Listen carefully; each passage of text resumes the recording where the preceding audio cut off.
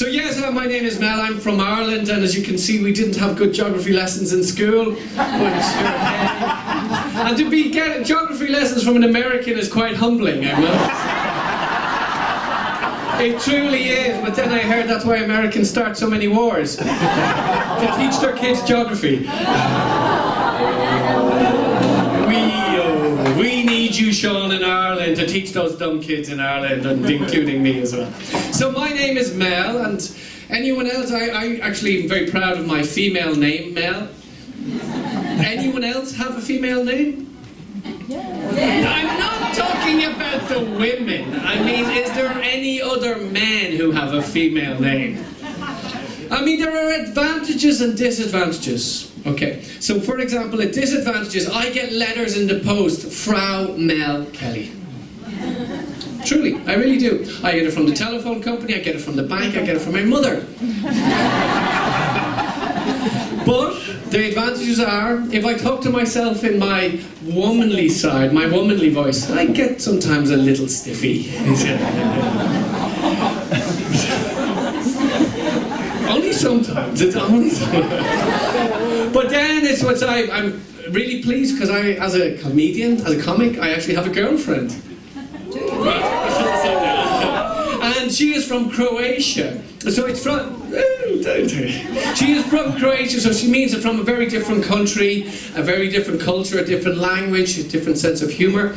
That's why I'm here on stage. But she's changed my life. She truly has changed my life. That's enough. Come on. Like when I was a kid growing up in Ireland, I have 6 brothers and sisters. I've got 4 brothers. I shared the bed with my I shared the bed with my 4 brothers when I was growing up. So I had a, no, it's not sexy. Really? Where are you from? Oh, it was him. Me? No, it wasn't sexy. It was horrible. It was disgusting. You know, he was like, oh, who's going to fart first? Like, Jesus Christ, it was terrible. No, just hoping somebody doesn't pee in the bed, like, so that's the main thing we were worried about. So it was like when I was, like, at first I had 1/5 of the bed, and then, you know, one of my brothers grew up, moved out, and I had there was 4 of us in the bed, and then I had a 4th, and then a 3rd, and then when they all moved out, then I was alone in the bed, and I had it all to myself. Fantastic. Then I moved in, then I was living alone for a while, then I moved in with my girlfriend, sharing a bed again, now we're back to 1/5 again. And at the weekend, if I come home and I'm a little bit drunk, I get the sofa. And Oktoberfest time now, I'll probably get the balcony. But what's one of the great things is actually Croatian mother-in-law, right? Because we actually get on really well. Because her mother doesn't speak any English, I don't speak any Croatian. Perfect. Who here actually has a mother-in-law? No, nobody's shouting too loudly about that one. It's like, oh. I remember one time asking a crowd, I said, so who here has a mother-in-law? Silence. And I said, oh, come on, who has a mom? And then somebody said, she died last week. And I said, and it was like, okay, I was trying to kind of find a joke. I said, so did you kill her? And he goes, yes. And everybody started laughing. And I said, last time I'm doing a comedy gig in prison, never again. Never again. But I work in IT. Who here else works in IT? Yeah, very quiet tonight. Normally IT, we're so proud of working in IT. I mean, IT is just incredible. We're going to change the world. And all that sort of shit.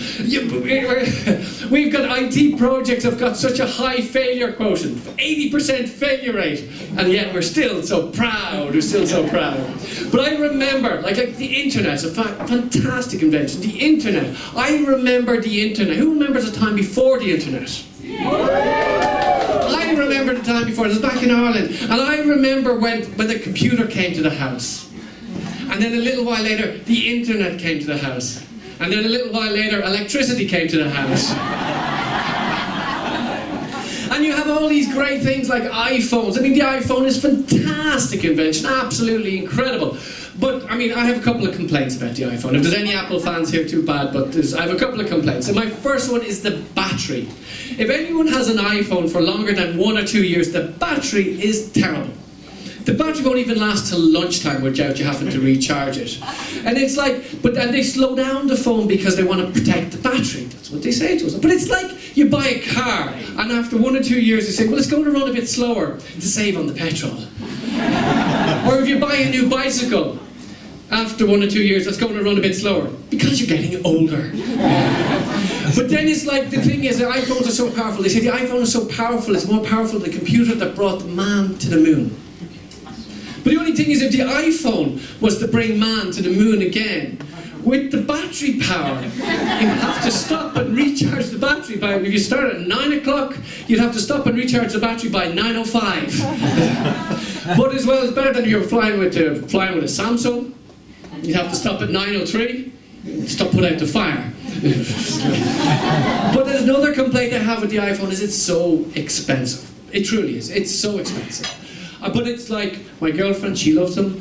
She loves the iPhones, all the products, the iPhone, iPod, iPad, iPad.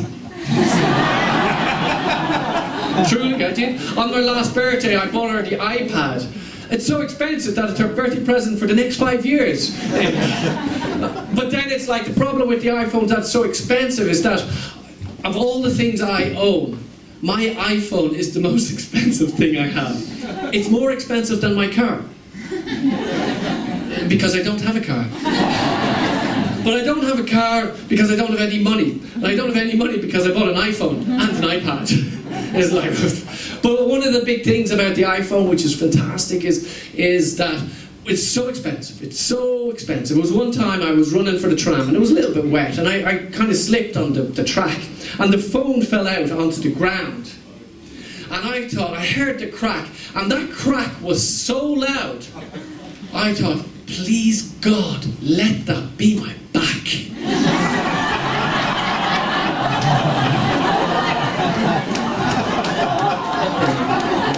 But then as well as another thing with the iPhone, who here reads their iPhone on the toilet? I was like, oh, no, I don't. Anyway, the surveys say that 25% of people read their iPhone on the toilet. And the other 75% lie about it. But there is a problem actually in the UK with iPhone on the toilet, is that actually is losing your smartphone on the toilet is a big problem. And in the UK they've lost 900,000 smartphones down the toilet last year. I mean, how do you get something the size of an iPhone to fall down a toilet? But then again, I suppose the way things are going in England, they can manage to flush their whole country down the toilet. They can get an iPhone on the toilet. But now we're moving to Oktoberfest time. Anyone like Oktoberfest? I'm at that phase. Every year I look forward to Oktoberfest. Before it, and then after 2 weeks I'm going, oh, thank God it's over, just thank God it's over. Because it's incredible, it's just an incredible time. I mean, one of the great tents to go to is the Hofbräuzelds, and the Hofbräuzelds, you know it, it's fantastic, it's a whole Stehplatz there, it's chaos, it's all full of foreigners, and chaos, because there's no Germans there, it's absolute chaos. If there's any Australians here, the Australians love going to the Stehplatz, and they love it because then it's like the toilet is so far away, but they don't need it because the Stehplatz is here. It's absolute. So I thought it was just it's Australians, but then I realised I was there at Oktoberfest one year and I got my German words a bit mixed up, and I saw a German guy on the side of a tent having a pee, and I wanted to say to him, oh, that's disgusting. So I said to him, oh, that's gross. The German guy goes, echt? Wirklich? Dankeschön.